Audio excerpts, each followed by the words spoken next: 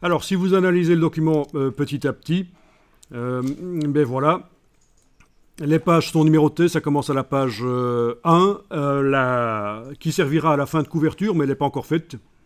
La couverture n'est pas encore faite, là ça se voit clairement. Ensuite, on a la page 2. Les pages de gauche sont toujours des pages numérotées en numéros pairs. Et les pages de droite, toujours des numéros impairs, pour ceux qui ne savaient pas. Ici, sur la page 3, on a un petit bandeau qui a été mis sur la droite de la page. Ça peut servir quand on a un long document pour repérer rapidement les différents chapitres. Vous connaissez ça, vous avez certainement déjà vu ça dans des brochures, dans des catalogues.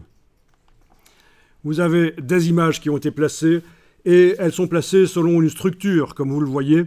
Les deux images-là occupent le haut de la zone de travail de la page, parce qu'il y a des marges. Il y a des marges dans le document, mais il y a une zone de travail et les deux images-là occupent la hauteur de la zone.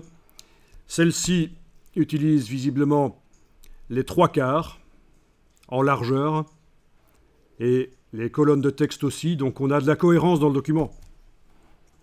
Alors le document n'est pas parfait, bien sûr, c'est un document en cours d'élaboration. Pages 4 et 5, il y a des images et pas encore de texte. Pages 6 et 7, il y a une grande image qui utilise les 2/3 de la page de droite et qui va jusqu'au bord de la page. Ça, c'est important quand on veut faire des documents qui ont un aspect professionnel. On fait aller les images et les fonds colorés éventuellement aussi jusqu'au bord de la page.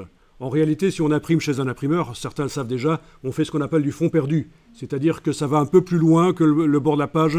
L'imprimeur va imprimer un peu plus que nécessaire, puis ça va être coupé. Il va y avoir une phase de façonnage où ça va être coupé. Il est impossible pour l'imprimeur d'imprimer jusqu'au bord d'une feuille. Donc en fait, il imprime les pages sur des feuilles plus grandes et puis on coupe. En gros, c'est comme ça que ça marche. Voilà, système de grille d'image sur la page de gauche, la page 8, là. Un titre fantaisie qui a été mis sur la page 9, un bloc qui a été tourné et qui habille. Ah oui, vous pouvez essayer sur la page 9, par exemple. Prenez la flèche noire dans la palette des outils, celle qui sert à manipuler les blocs.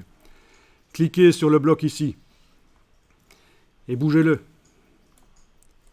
Vous remarquez que le texte est repoussé, c'est de l'habillage, le bloc habille. Le bloc du gros titre habille. On est d'accord? Si vous voulez qu'il soit plus petit, le réflexe, c'est de prendre la flèche noire et d'essayer de prendre une poignée ici et de redimensionner. Sauf que ça ne marche pas.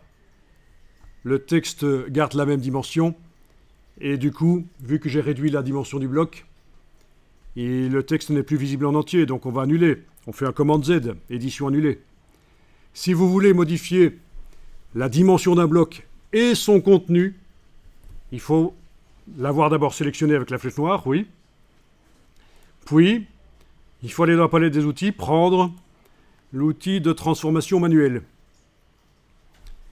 Et là, vous allez pouvoir bouger. Alors, remarquez ce qui se passe. Ça écrase le texte ici. J'annule. Je vais recommencer, toujours avec l'outil de transformation manuelle. Mais cette fois-ci, je vais enfoncer, pendant que je prends la poignée du coin ici, je vais enfoncer la touche majuscule. Je lâche le bouton de la souris, puis la touche majuscule, c'est une touche de contrainte pour garder les proportions correctes. Et donc, j'ai réussi à redimensionner le contenu. Et vous pouvez repositionner et faire quelque chose de sympa si vous voulez. Voilà. Si on le met là, il y a même la place pour mettre une ou plusieurs images en plus ici, si on veut. Du coup. Ceci dit, on peut aussi avoir du blanc.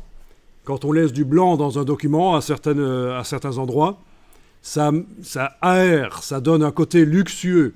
Plus vous voulez donner un côté luxueux à un document, plus vous laissez des zones vides. Plus vous voulez donner un côté bas de gamme, plus vous faites du remplissage, il n'y a pas un centimètre carré qui n'est pas rempli d'informations. Regardez les publications que vous recevez dans vos boîtes aux lettres pour les publicités, pour les magasins. Ils remplissent à fond. Ils remplissent partout.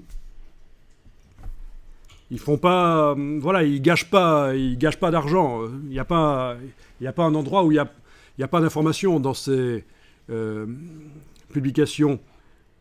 Par contre, des magazines plus luxueux, vous allez voir qu'il y a systématiquement des zones blanches. Il y a un livre qui existe à ce propos. Je ne vous dis pas de l'acheter du tout. C'est un livre en anglais. White Space is not your enemy. White space is not your enemy. L'espace blanc n'est pas votre ennemi. Et ça, c'est à destination des graphistes, pour qu'ils apprennent à laisser des parties vides dans leur composition, que ce soit Photoshop, Illustrator, InDesign, des parties vides. Alors vide, ça ne veut pas nécessairement dire blanc. Ça peut être un fond coloré. Ça peut être un fond d'image, une partie d'image. Voilà. Et donc voilà une bonne astuce pour donner un côté luxueux, c'est de laisser du blanc. C'est pour ça que je dis, voilà, c'est pas évident que la partie ici qui est blanche et vide, on doit nécessairement la remplir. Alors, ça vous avez réussi à faire leur dimensionnement du titre. Vous le placez à peu près comme vous voulez, il ne faut pas le placer exactement comme je l'ai mis, nécessairement. Hein? Vous avez un degré de liberté.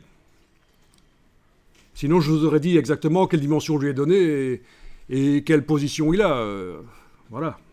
Mais la mise en page, c'est un peu de souplesse, quoi.